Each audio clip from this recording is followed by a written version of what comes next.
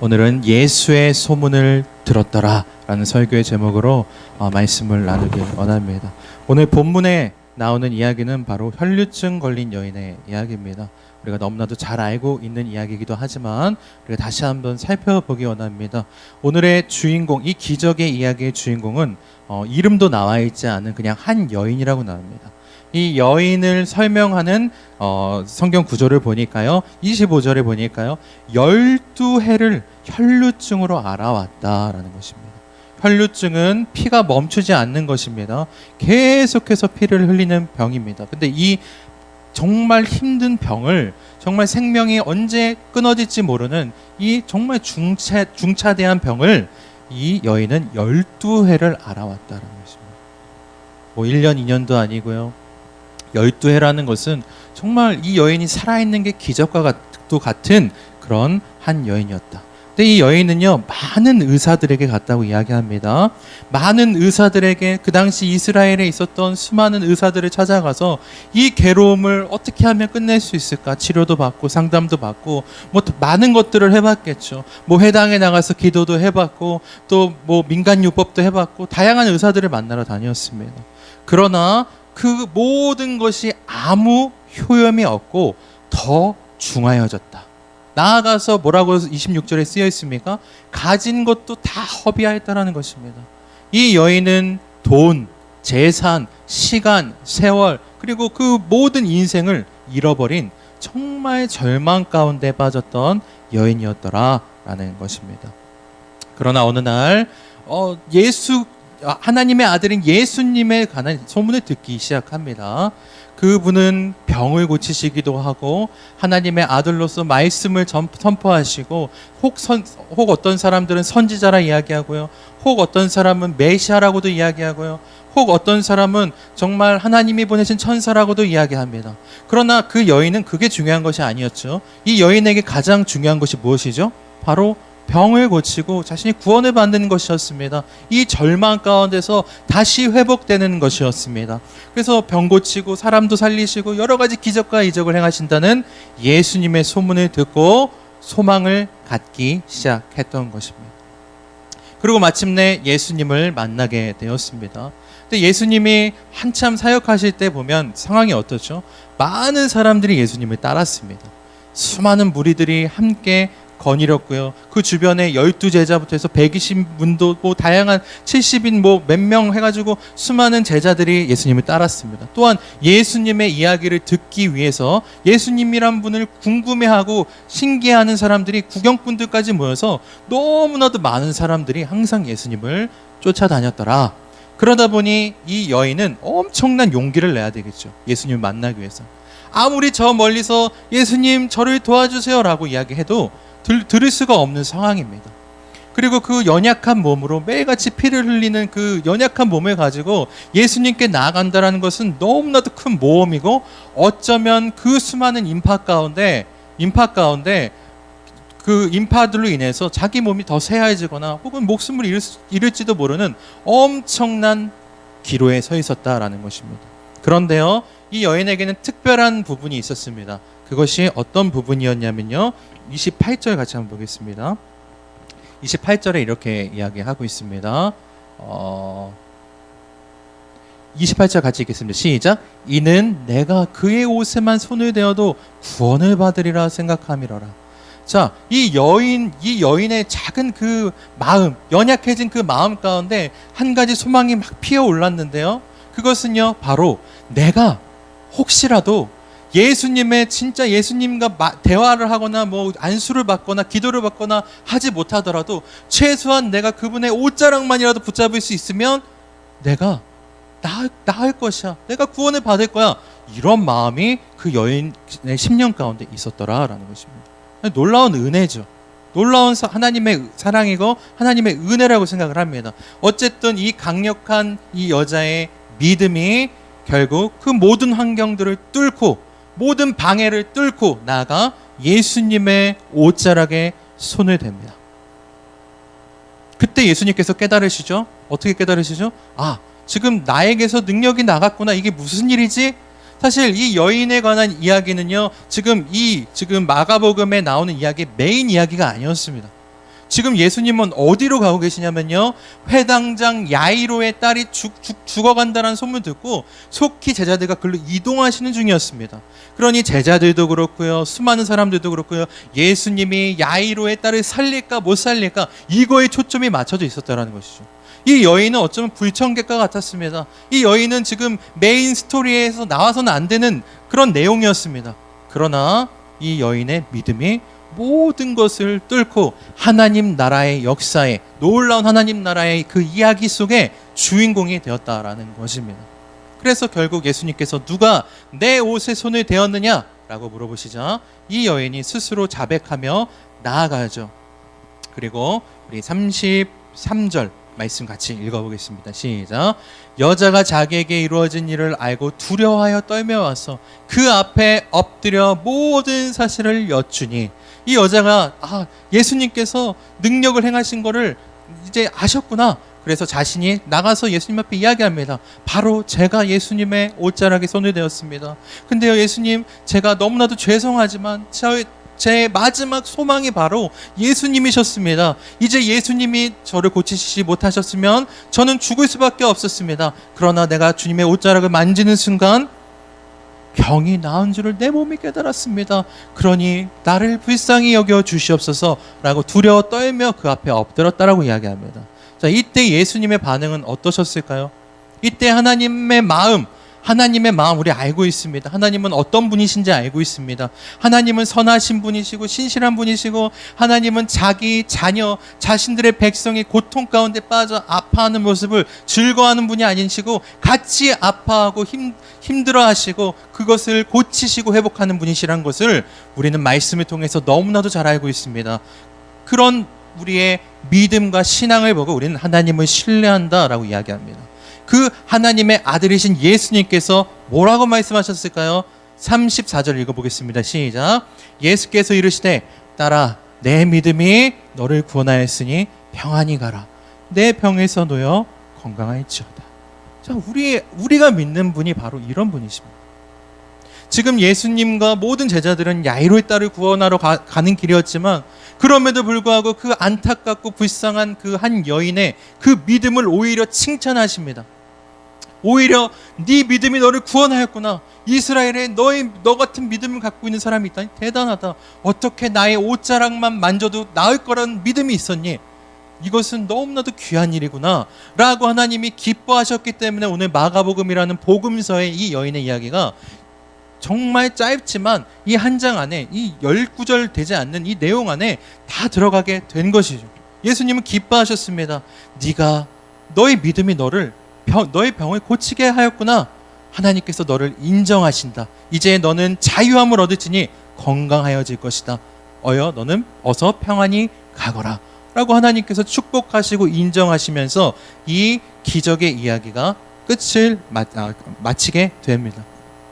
저는 이 이야기를 읽으면서 항상 이제 평소에는 이 말씀을 읽으면서 저는 이 말씀 굉장히 좋아합니다. 이 말씀을 통해서 하나님께 항상 위로를 받습니다. 근데 저는 이 말씀을 읽으면서 항상 이런 기적의 역사가 일어났구나. 어떻게 하면 하나님께 나도 이런 기적의 놀라운 은혜, 치유의 역사를 경험할 수 있을까? 항상 이런 고민을 하며 살았던 것 같습니다. 지금도 마찬가지고요. 근데 오늘 제가 다시 한번 이 말씀을 보면서 하나님께서 주시는 감동하시는 내용이 있었습니다. 단순히 이 여인의 이야기가 이렇게 해서 예수님의 옷에 손을 대고 단순히 그냥 예수님께서 기뻐하셨고 치유하셨고 우리가 모두 기적 가운데 하나님께 영광을 돌리면 되겠구나, 이것을 넘어서 더 깊은 메시지를 허락하셨다라는 것입니다. 오늘 이 이야기를 하기 위해서 이렇게 배경을 말씀드린 것입니다. 이 놀라운 이 기적의 이야기 속에는요, 영적 원리가 숨겨져 있다는 것을 깨닫게 되었습니다. 이 여인이 치유를 받을 수밖에 없었던 이유, 또한 이 여인이 어떻게 해서 이렇게 기적의 주인공이 되었는가 하는 것에 초점을 맞추게 되었다라는 것입니다. 이 시대에도, 이스라엘 시대에도요, 수많은 병자들이 있었습니다. 또한 수많은 인생의 절망 가운데 빠져있던 사람들이 너무나도 많았습니다. 근데요, 그 많은 사람들이 동시대에 예수님이 그곳에서 사역하셨음에도 불구하고 모두가 나와서 구원을 받고 모두가 나와서 기적을 경험한 것이 아니었다는 것입니다. 그렇다면 이 여인이 어떻게 해서 이렇게 기적의 주인공이 될 수 있었는가? 우린 이것에 초점을 맞춰야 된다라는 것입니다. 제가 발견한 것은 무엇이냐면요, 바로 27절의 말씀입니다. 우리 한 번만 더 들어주세요. 27절 말씀입니다. PT 말씀 틀어주세요. 27절, 5장 27절입니다. 같이 한번 읽겠습니다. 시작. 예수의 소문을 듣고 무리가 가운데에 끼어 들어와서 그의 옷에 손을 대니. 제가 여기서 발견한 것은 무엇이냐면 바로 예수님의 소문이었다. 전 여기서 굉장한 복음의 진리를 깨닫게 되었습니다. 예수님의 소문을 들었다. 예수님의 소문이 무엇입니까? 바로 복음, 바로 하나님의 놀라운 능력이었더라라는 것입니다. 세상에는요, 전하지 않으면 듣지 못하는 사람들이 너무나도 많이 있습니다. 세상에는요, 이야기하지 않으면 못 알아듣는 사람들이 너무 많다라는 것입니다. 왜냐하면요, 이건 영적 싸움이기 때문입니다. 단순히 그냥 우리 일상적인 대화를 못 알아듣는다는 것이 아니고요, 이 영적인 놀라운 메시지를 전하지 않으면 듣지 못하는 사람들이 있다라는 것입니다. 왜냐하면요, 이 세상은 영적 싸움이기 때문에 악한 자들이, 공중의 권세 잡은 악한 자들이 항상 묻고 있습니다. 어둠으로 묻고 있습니다.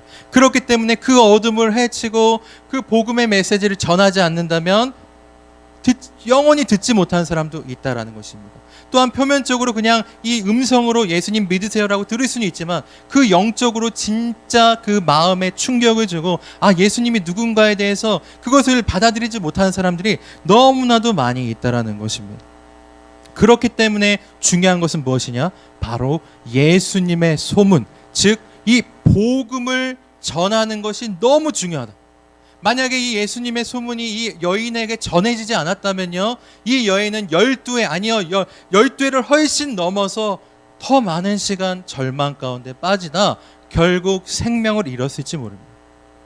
정말 절망 가운데 있는 수많은 사람들이 있었지만요, 이 여인은 예수님의 소문을 들었기 때문에, 예수님이 어떤 분이시다, 예수님이 이런 일을 행하셨다, 예수님은 사랑이시다, 예수님께서 우리를 함께하기를 원하신다, 구원하기 원하신다, 예수님 앞에 나왔던 이 수많은 사람들이 병고침을 받고 놀라운 은혜 가운데 구원을 얻었더라, 이 이야기를 이 여인이 들었기 때문에 이 모든 기적 이야기가 시작될 수 있었다라는 것입니다.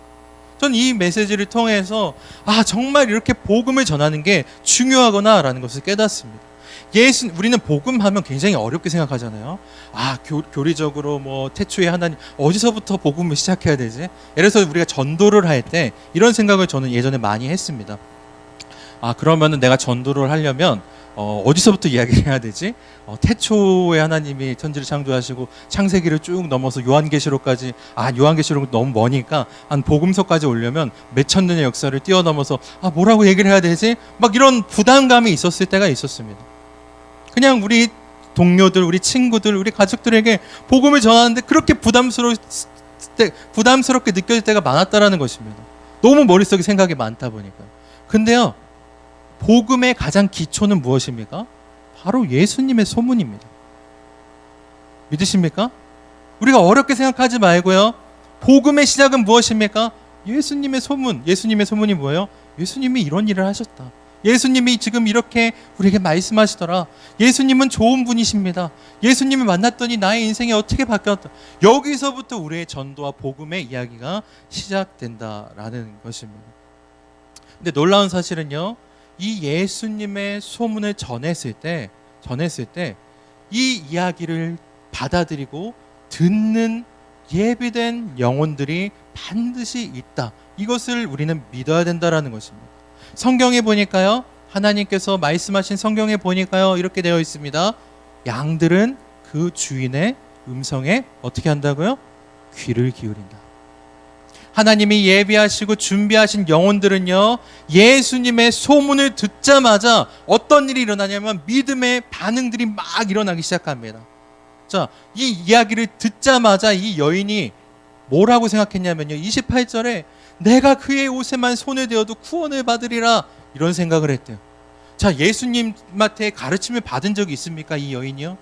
아니면 오랫동안 신앙생활하면서 제자 훈련도 받고 뭐 여러 가지 직분도 가지고 있고 교회 생활을 열심히 해가지고 막 경험도 쌓이고 이런 적이 있습니까? 아니에요. 그냥 예수님의 소문을 계속해서 들었을 뿐입니다. 근데요, 그 여인 안에는요, 그 누구도 갖지 못한 강력한 믿음이 존재하고 있었더라. 근데 그 예수님의 소문, 복음을 듣자마자 그 마음 안에 잠재되어 있었고 하나님이 심어 놓으셨던 그 믿음의 놀라운 역사들이 어떻게 됐냐면요, 자라나기 시작했더라. 그것이 반응하기 시작했더라. 그것이 그 영향력이 폭발한 것 같았더라. 마치 폭탄이 터지는 것 같이 뻥 하고 그 안에서 잠재되어 있었던 이 마음속 깊이 주님이 심어 놓으셨던 놀라운 믿음이 나타나기 시작했더라는 것입니다. 어떻게 이렇게 예수님의 이 이야기만 들은 사람이 가가지고 예수님 옷자락만 붙들면 나는 나을 수 있겠습니까? 라는 생각을 할 수 있습니까? 참 아이디어가 뛰어나죠. 참 정말 절박하기도 하죠. 또한 이런 강력한 믿음을 갖고 그것을 실행에 옮긴다라는 것은 너무 힘든 이야기입니다. 제가 아까도 말씀드렸지만 이 믿음의 행함엔요, 너무나도 큰 대가와 용기가 필요합니다. 우리는 이런 생각할 수 있죠. 아, 예수님 옷을 붙잡는다면 나도 나을 수 있을 거야. 그렇다면 저 수많은 인파를 뚫어야 되는데, 아, 내 체면은 어떡하지? 혹시 안 되면 어떡하지? 혹시 가서 창피당하는 거 아니야? 아, 혹시 내가 이렇게 해서 예수님한테 혼나는 거 아니야? 막 이런 별의별 생각들이 다 들 것입니다. 그렇지 않겠습니까? 상식적으로 만약에 제가 지금 오늘 이 시간 이곳에 일어나셔서 오늘 이 앞에 나오셔가지고 무릎 꿇고 주여 3번 외치시면 여러분의 병이 고쳐질 것입니다. 여러분의 문제가 해결될 것입니다. 예를 들어서 그렇게 이야기했을 때 이 일을 행하고 옮길 수 있는 사람이 몇 명이나 될까요? 물론 이건 잘못된 이야기죠. 그러나 그만큼 이 수많은 인파를 뚫고 목숨을 걸고 예수님의 옷자락을 붙잡은 이 행동은요, 믿음이 그 모든 환경을 뛰어넘었다라는 것을 우린 알 수 있다라는 것입니다. 근데 우린 여기서 기억해야 될 것은요, 우리가 믿음을 행함에 있어서요, 환경을 바라보면요, 너무나도 많은 방해들이 있습니다. 비현실적인 일이라고 느껴질 때가 있습니다. 내 안에서 막 복음을 듣고 믿음이 올라와서 그래, 내가 하나님 뜻대로 살아보리라. 내가 이 환경의 모든 것들을 이겨내고 주님 붙들고 주님 뜻대로 말씀 지켜 순종하리라 하고 딱 눈을 뜨고 봤는데, 와, 엄두가 나지 않습니다. 내가 과연 이 수많은 인파를 뚫을 수 있을까? 내가 지금 예수님께로 저기 갈 수 있을까? 혹은 너무 창피한데, 너무 체면이 안 서는데, 이러다 안 되는 거 아니야? 이러다 뭔가 이런 마음들. 그러나 이 여인은 그런 모든 것들을 뛰어넘는 믿음의 행함을 통하여서 예수님께 나아갔다는 것입니다. 마찬가지입니다. 우린 영적으로 주님 보좌 앞에 나아갈 때 얼마나 많은 방해들이 있습니까? 오늘도 수많은 방해들과 또 해야 될 수많은 일들을 내려놓고 이 자리에 나오신 여러분들, 정말 이 믿음의 행함을 하신 것이죠. 행하신 것이죠. 믿음의 뜻을 이룬 것이죠. 근데 여기서 마치는 것이 아니고, 끝나는 것이 아니고, 여기서 만족하는 것이 아니고, 더 깊은 보좌, 주님 더 깊은 임재 가운데 나아가기 위해서 우리는 또 한 번 이 시간에 내 안에 영적 싸움들 가운데서 모든 것들을 또 뛰어넘어야 된다라는 것입니다. 그런 행함이 필요하다라는 것입니다. 이런 간절한 믿음의 반응이 행동으로 나타나 이 여인은 주님 앞에 나아가게 된 것이죠. 그리고 마지막으로 중요한 것은 무엇이냐면요, 바로 주님께서 이 여인의 믿음을 인정해 주셨다라는 것입니다. 중요한 게 있습니다. 우리가 신앙생활을 함에 있어서, 우리가 용기를 내어 무언가 신앙의 행보를 함에 있어서 우리가 분별해야 될 게 두 가지가 있습니다. 하나는 내 욕심과 나의 의를 위해서 하는 것인가, 아니면 하나는 정말 믿음의 순종을 통해서 내가 이것을 하는 것인가, 이것을 우리는 반드시 분별해야 됩니다. 하나님께서 딱 보실 때요, 나의 의와 나의 높아짐과 나의 드러남으로 인해서 겉모습은 많이 포장이 되어 있겠죠. 내가 주를 위해서 이런 일을 하겠습니다. 내가 주님을 위해서 이렇게 살겠습니다. 내가 남들이 하지 못하는 대단한 일을 하겠습니다. 그러나 그게 자신의 의와 자신의 욕심, 자신의 드러나기 위해서 그런 일을 했다면 주님께서는 내가 그 일에 대해서 너와 상관이 없다 인정하지 않으실 것입니다.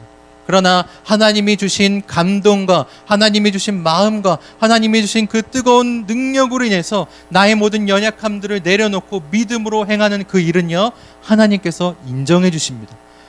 꾸지람하지 않으십니다. 너 왜 이렇게 나대? 라고 이야기하지 않으십니다. 믿음의 행동은 하나님께서 기뻐하시고 인정하시고, 야, 너 진짜 대단하구나. 어떻게 이런 일까지 네가 할 수 있었느냐.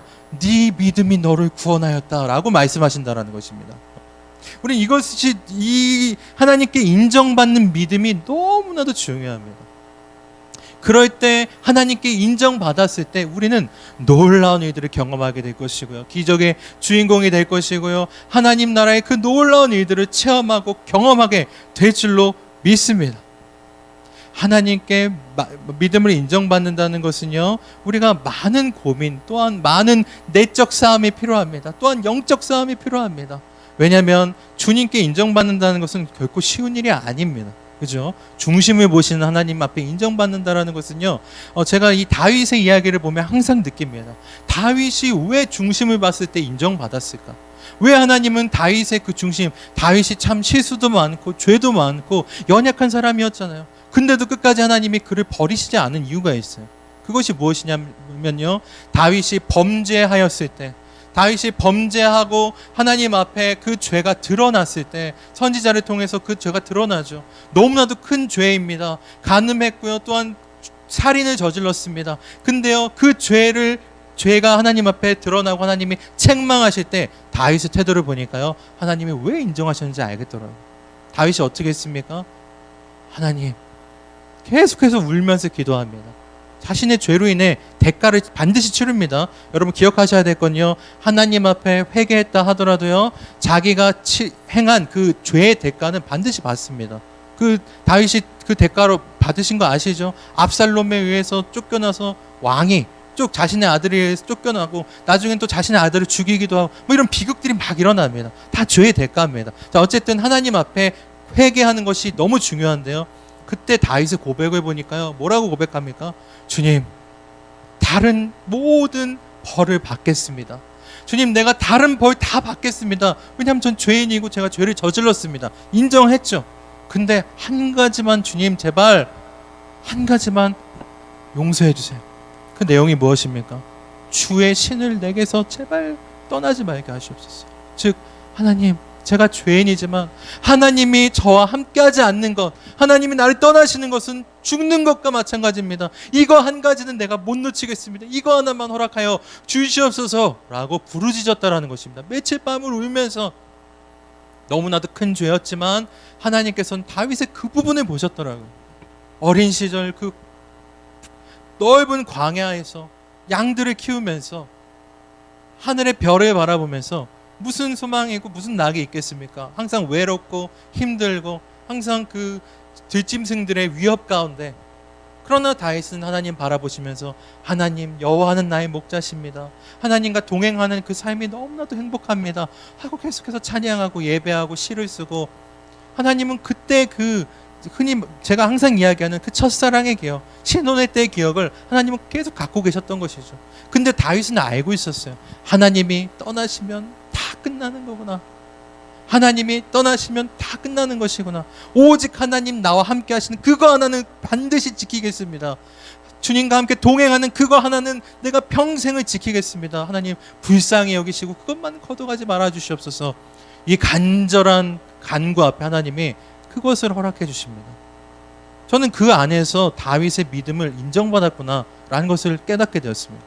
하나님과 떨어지고 싶지 않아요. 하나님과 함께하고 싶은, 끝까지 무슨 일이 있어도 하나님과 하나님의 신인, 하나님의 신 누구죠? 성령님과 성령을 소멸하지 않는 것, 이것은 내가 목숨을 지키고 목숨을 빼앗기더라도 이것을 빼앗길 수는 없습니다. 이런 고백, 이것이 바로 하나님이 인정하신 믿음이었다 라는 것입니다. 야곱 기억하시죠? 야곱 어떻습니까? 그 강가에서 자기가 성공해서 돌아가게 되죠. 근데 돌아가려고 하니까 자신의 형, 자기가 거짓말로 사기쳤던 그 형을 에서를 만나려고 하니까 무섭습니다. 죽을지도 모릅니다. 그때 강가에 서서 어떤 사람과 씨름하게 되죠. 하나님의 사자 혹은 천사라고 이야기하지만 저는 하나님이라고 생각합니다. 하나님께서 그 야곱과 씨름하면서 야곱에게 인정하신 부분이 있었어요. 야곱이 좀 야비하기도 하고 거짓말도 잘하고 뭔가 이렇게 세속적인 모습이 굉장히 많았잖아요. 우리가 봐도 야곱 어떻게 저럴 수가 있지? 이렇게 생각하는데, 근데도 하나님이 그를 축복의 통로로 사용하시고 인정하신 부분이 한 가지 있었더라. 그곳에 씨름하면서 야곱이 가졌던 한 가지, 주님께서 제게 복을 내리시지 않으면 결코 나는 놓을 수 없습니다. 환도뼈가 부러졌습니다. 이것 때문에 야곱은 평생 불구로 살아야 돼요.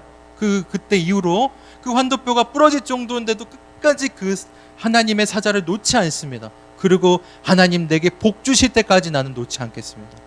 하나님 내게 복 주시지 않으면 나는 결코, 차라리 죽여주시옵소서, 하나님 복 안에 거하지 않으면 나는 아무것도 아닙니다. 하나님은 그 믿음을 인정하셨더라는 것입니다. 결국 어떻게 합니까? 그래, 내가 너의 믿음을 인정했다. 너는 하나님의 복을 끝까지 바라는구나. 내가 너에게 복을 내리마. 자, 이런 믿음, 이게 바로 하나님의 마음을 감동시키는 믿음이더라 라는 것입니다. 결국 오늘 이 이야기 다시 돌아온다면요, 이 이야기 가운데 우리가 깨달아야 될 것은요, 바로 예수의 소문, 우리는 복음을 전하는 일이 너무 중요하다. 또한 이 여인의 이야기를 통해서 깨달은 것은요, 이 간절한 믿음이 내 마음 안에서 끝나면, 마음에서 막 일어나다가 에이 안 되겠지 라고 하는 순간 아무 일도 일어나지 않는다.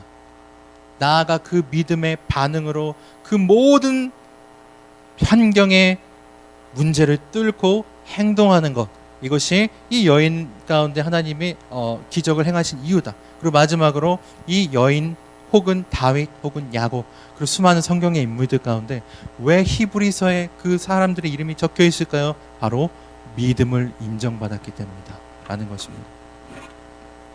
오늘 이 이야기를 통하여서 우리 가운데 또 말씀하신 하나님의 뜻이 있을 줄로 믿습니다. 하나님, 오늘 우리 마음 가운데 정말 하나님 앞에 인정받는 사람이 되기 원합니다. 또한 믿음의 행동을 이룰 수 있는, 믿음의 완성은 그 실천입니다. 실천할 수 있는 사람이 되기 원합니다. 또한 나아가 이 복음, 예수의 소문을 전할 수 있는 사람이 되기를 원합니다. 이 메시지를 가지고 우리가 나아가길 소망합니다.